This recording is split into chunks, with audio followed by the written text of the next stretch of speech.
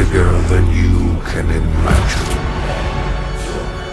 If you continue, you will bring down the heavens' wrath. It is written. It is their time to give penance. You are but one man.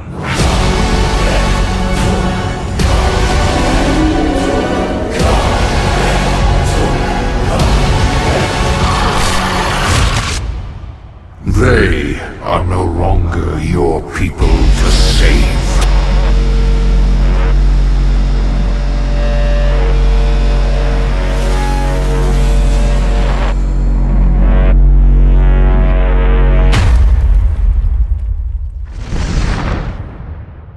Hey, all you action figure enthusiasts out there, JC here, and I'm back in the review studio again. And for today, I'm going to be taking a look at the brand new Doom video game 7-inch scale Doom Slayer figure from McFarlane Toys. Now this one comes packaged in a window box, so up at the top you've got the Doom video game logo, then the figure is clearly displayed along with the accessories. Down below you've got an image of the character and the name. On one side of the packaging you just have an image of the figure, the other side you have the Doom Slayer name, and then on the back of the packaging you again have that Doom video game logo and another image of the figure itself. Alright, let's get this open and take a look at what's inside. Okay, so here's a look at the figure outside the packaging along with the other contents. Now this figure is specifically based on the upcoming Doom Eternal video game, which I believe is due out at the end of this month. Now for accessories, we first of all get a typical McFarlane Toys figure stand. So this is a circular base made out of a thin black plastic. You've got the Doom logo on the top here, and you've got one foot peg. You get two peg holes on the bottom of the feet for this figure, so you can plug the base into either foot. And as long as you get it pushed down good there, it actually keeps the figure standing quite nicely. The figure is pretty heavy. It's kind of top heavy. So, you might want to use the stand if you're going to put it on your shelf. And again, it does keep the figure standing pretty good. You don't, you can see I'm moving it around and it's not falling over or anything. And one of the things I really like about these McFarlane Toy figure stands is they don't take up a lot of space. So you can put a lot of them on your shelf. The figure also comes with this wrist blade that goes on the left arm of the figure. You just plug it in. You've got the little peg here and there's a hole in the bottom of the arm. You've got this metallic silver on the blade portion with a bit of a wash, so it does look like actual metal, which is nice. And then this back portion is just done with a brown plastic. And the blade itself is made with a softer plastic, so it does bend a little bit, but it did seem to come out of the packaging pretty straight. It wasn't warped or anything, so I definitely like that. And I like how they've sculpted, this blade is pretty jagged, so definitely it's good for, stabbing demons and what have you. And like I said, you can plug it into the left arm. You've got this hole here on the back of the left arm, and you just take that little peg and you push it in there, and it does stay on the arm nice and tight. You don't have to worry about it falling off. At least I've not had any issue with mine.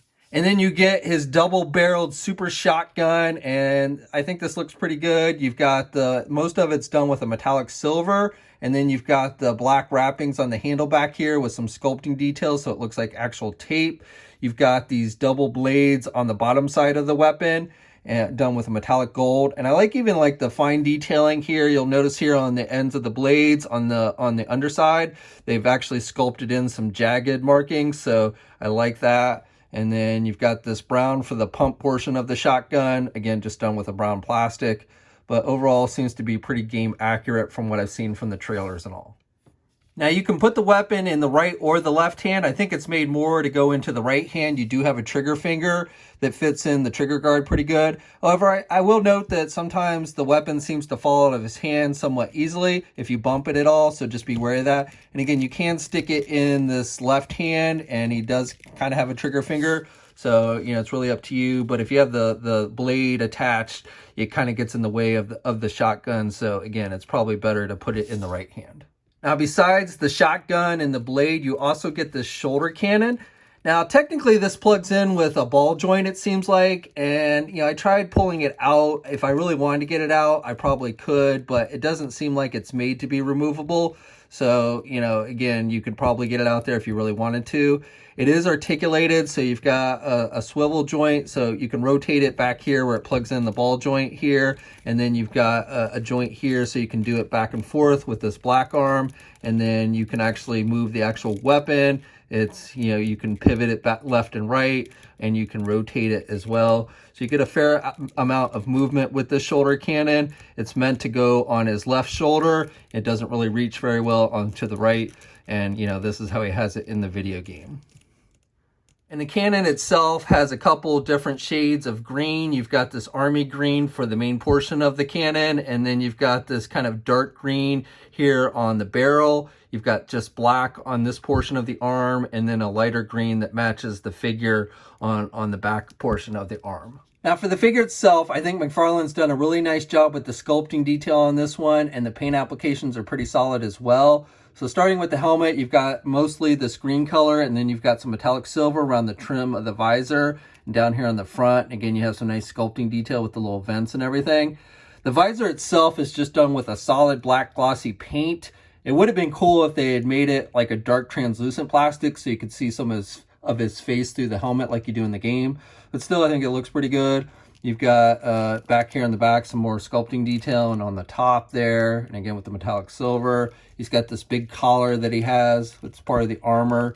With the shoulder pads, he's got on this side, the left side, it's done with a bronze color and then a metallic silver. Here in the middle, and you've got nice sculpting detail. You've got these little pegs that stick out, which is video game accurate.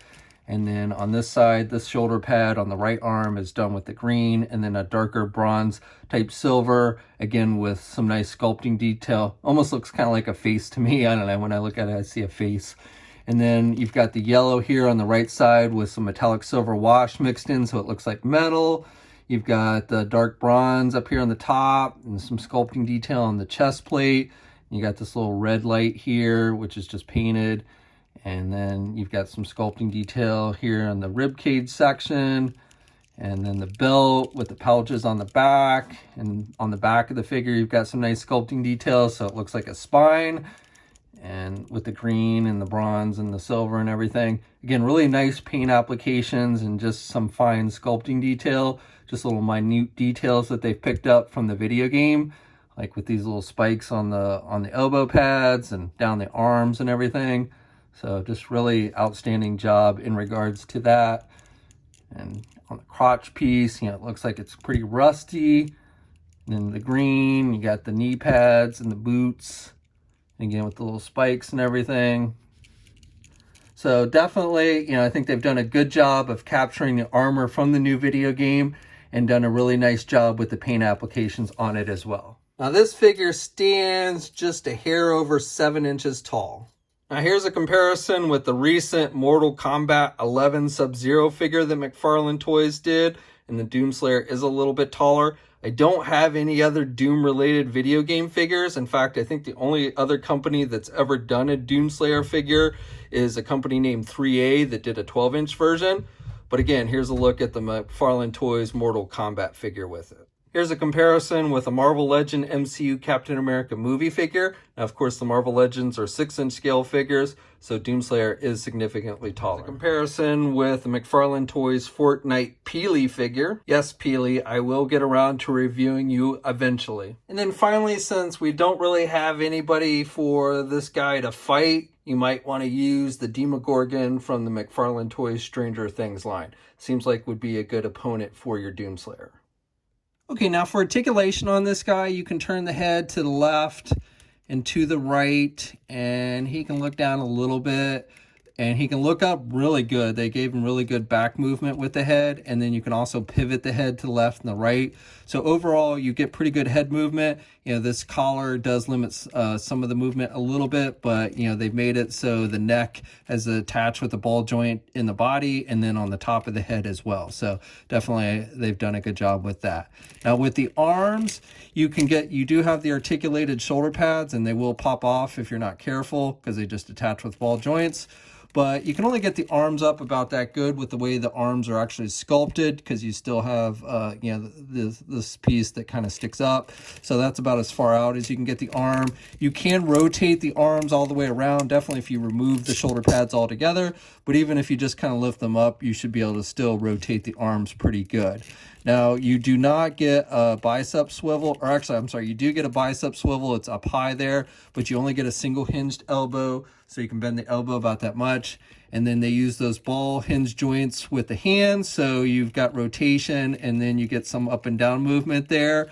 You get, basically, you do have a midsection joint, so you can rotate there, and you can pivot to the left and the right. You don't really get any ab crunch though, and he can only look back a little bit there, and he's wearing armor, so that's probably understandable. You also get a waist swivel with this one, so you can rotate at the waist. With the legs, you can do the splits that much. You can get the leg forward about that much, and then you can do the leg back about that much. Now, you don't really have a thigh swivel. The leg attaches with up onto a ball joint, so you do have some rotation, but the way the leg is sculpted, you can only kind of just rock it back and forth. You can't rotate it all the way around, and again, you don't have an actual thigh swivel. You get a single hinged knee, so he can bend his knee that much, and then with the feet, you have, again, those ball hinge joints, but because this piece comes down over the foot, you can rotate the foot, but you don't really get any back and forth movement, and you don't get any ankle pivot. That's probably my biggest disappointment as far as articulation goes. It would definitely have been nice if they'd given us ankle pivot on this one. And then, like I said before, you do have two peg holes on the bottom of the feet. So real quick, I just wanted to clarify a little bit with the bicep swivel on this figure. So I don't know if I'd really call this a bicep swivel. It basically rotates up here on this ball joint where the arm attaches to the shoulder. So it's almost like it rotates at the shoulder. So again, I wouldn't necessarily call that a traditional bicep swivel, but you do get some rotation there on the arm up high there by the actual shoulder itself. Also on the knee joints on this figure, I wanted to clarify a little bit. So not really what I would consider a double hinge knee, but it's also not your typical single hinge knee joint either. So I don't know what you would call this type of joint here. And also, I forgot to mention, you can rotate the lower leg there at the knee joint. But you can see, you've got this big gap here on the back, so it gives you some more mobility there in the knee area. Definitely, you've got more forward movement there, but you've got, pretty good back movement there at the knee as well. And then because this figure has these high knee pads that cover that joint, you don't really see it. If it was on a regular figure, it would definitely look pretty bad. But because the boots kind of cover that, I guess that's why McFarlane did it that way. Okay, so that's my review. So overall, I think this is a pretty solid figure. I haven't actually played a Doom game since the original Doom came out, which I always thought was a really cool game, but always gave me motion sickness, so it was hard for me to play for any long period of time. But for this figure, I think McFarlane Toys did a great job with the sculpting detail and paint applications. Articulation, it's not bad. I wouldn't call this a super articulated figure, but I like it better than, say, the Mortal Kombat figures that I reviewed the other day. And, maybe if they'd given it an ab crunch, but again, he's wearing a big armor suit, so that's not too big of a deal to me. I guess probably ankle pivot would have been the thing I would have liked to see most on this figure. But again, overall, I think it's a very solid looking figure with nice detailing. The accessories are cool, and if you're a fan of the game, I think you'll want to check this one out. Now, the figure is available now. We'll have a full image gallery up at toynewseye.com. There'll be a link in the video description below. As always, leave a comment. Let me know what you think. If you're so inclined, like the video. And until next time, guys, I'll catch you later. Hey, thanks for watching today's video, and be sure to subscribe to the channel if you haven't already, and hit that bell notification so alerted every time I upload a new video. And be sure to head over to the Toy News International and Marvelous News Message Boards communities. It's a great place to talk toys and win cool contests like $100 store credits to Big Bad Toy Store. And remember, action figures are great.